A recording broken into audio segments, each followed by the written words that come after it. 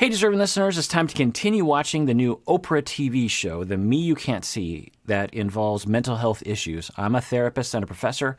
I'm going to react. Let's watch. My mental health, I thought, was a problem when I was very young. I used to cut myself when I was really young. Okay, so this episode is going to have some triggering material, which episodes that I do often do, so make sure that you take care of yourself and maybe not watch if you're going to be triggered by discussions of self-injury. So she's talking about cutting, and we call this, the technical term for it is non-suicidal self-injury, because there are various different ways in which people will engage in that, and there's a lot of misconceptions about it. And often people will self-injure as a way of coping with difficult feelings that are happening. It's a distraction from this, if you are feeling just ongoing psychological pain, just ongoing everyday shame, low self-esteem, the world is scary, people don't like you, or just a general psychological malaise that some people feel. And you try all sorts of things. You try to reach out, no one listens to you. You try to dive into school, that doesn't work. You try exercise, that doesn't work. You try diet things, that doesn't work. You try television, that doesn't work. And you try drinking, maybe that doesn't work. Well, sometimes people will turn to self-injury and they will find that that will work. It doesn't always work for everyone, but it can work. It's sort of like a self-medication in that the idea goes is that as your brain is experiencing the pain, the psychological pain that you're going through, sometimes we differentiate between physical pain and psychological pain, but the brain doesn't necessarily differentiate between those two. And so as we're experiencing that ongoing psychological pain, which can be just as, if not more intense than physiological pain, then we say we cut ourselves. Well, the brain notices we have an injury, it registers that injury, and it'll flood the brain with a bunch of chemicals that will help us feel less pain. And so that flood of chemicals will cause us to feel less pain from the cut, and it will cause us to feel less pain of that ongoing psychological pain that we're feeling.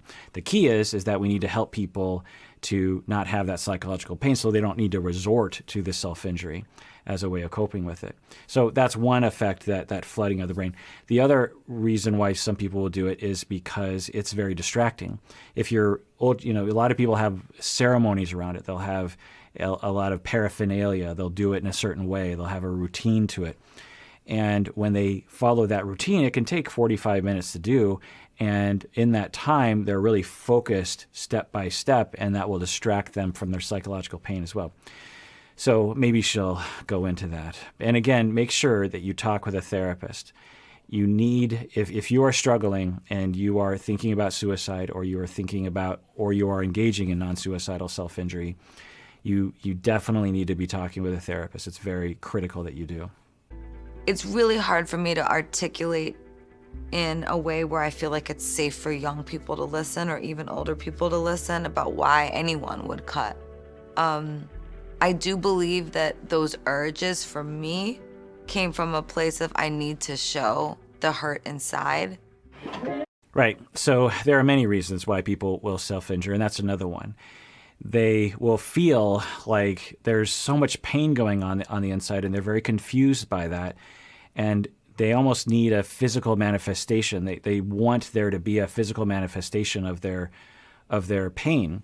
Maybe they do it through cutting, or maybe they do it through art, or maybe they do it through screaming, or maybe they do it by flinging themselves down a ski slope very dangerously, or skateboarding or something, and they break their leg, and then people say, oh, you broke your leg, and there's something satisfying about that. It's like, okay, finally people are paying attention to my pain that I'm feeling ongoing. The other reason that can be a factor in self-injury is she talked about being abused when she was growing up, I think.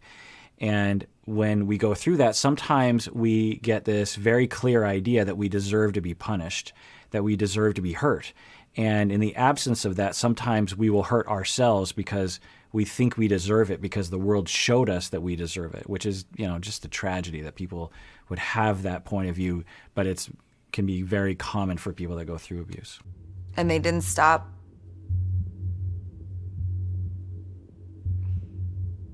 they didn't stop asking me, and then I just froze and I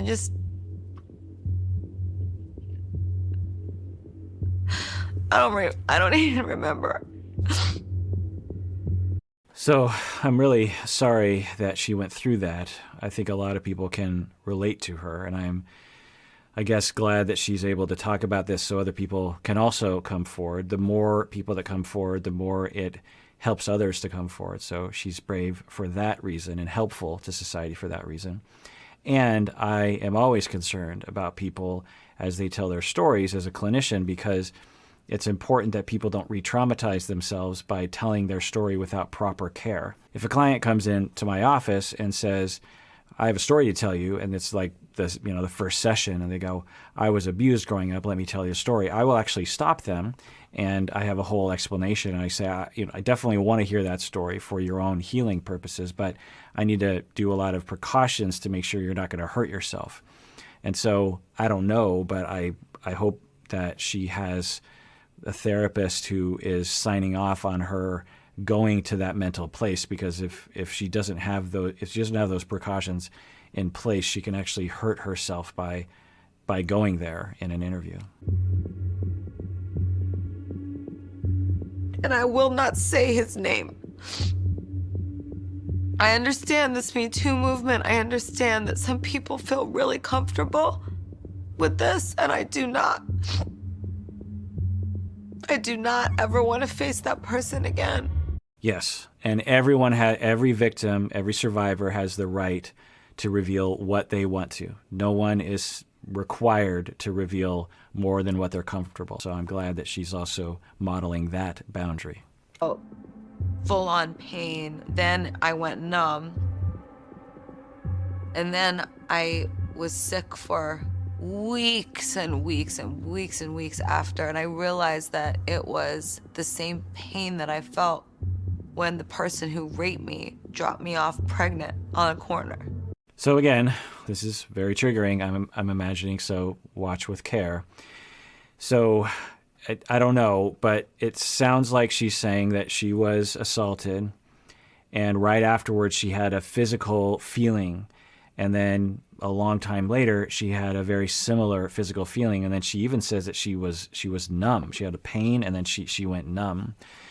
I don't know. I can't diagnose from afar, obviously, but it sounds like it's in the category of what we call conversions or somatic symptoms as a result of a psychological issue of trauma. And these things absolutely can happen, where we are struggling psychologically and we can have a physical pain as a result of that, or we will go numb, or we will go blind. And we call these conversions because it's a psychological issue that's converted into a somatic issue. Able to tell everybody that's watching that I dry my tears now and I move on. You see, I open my eyes. I was taught to do this. You roll your shoulders back. You open your eyes. It helps you regulate. I know where I am. I'm in the basement of my office. Okay, she sounds like she is speaking the language of therapy in this moment. I don't know. Or maybe she just came to that technique on her own, which is fine. But what she is exhibiting is what we call grounding techniques or other kinds of techniques to actually help people with trauma. As the trauma emerges, sometimes it's helpful to remind yourself where you're at. I'm here in this chair. I'm safe. I'm not in that place years ago. Everything's fine. I'm gonna roll my shoulders. I'm gonna look up in the sky. She has her techniques that helps her to regulate. And so I suspect she's been in therapy because she talks like someone who has been in therapy, or she just came to that on her own. You can come back from things like that, but when it hits you really hard, it can change you. I had a total psychotic break, and for a couple years I was not the same girl. Okay, I did not know that about her. So she is saying I had a psychotic break. Usually what we are talking about when we are using that terminology is that someone enters a phase or a state where they have broken from reality, where they think things that aren't real, or they see things that aren't real, or they hear voices these kinds of things. That's what, when we talk about psychosis or psychotic break, we're talking about a break from reality. A common scenario might be that you believe that everyone is out to get you, or that the government can read your mind, or that you're a different person, or that you are the reincarnation of the devil or something.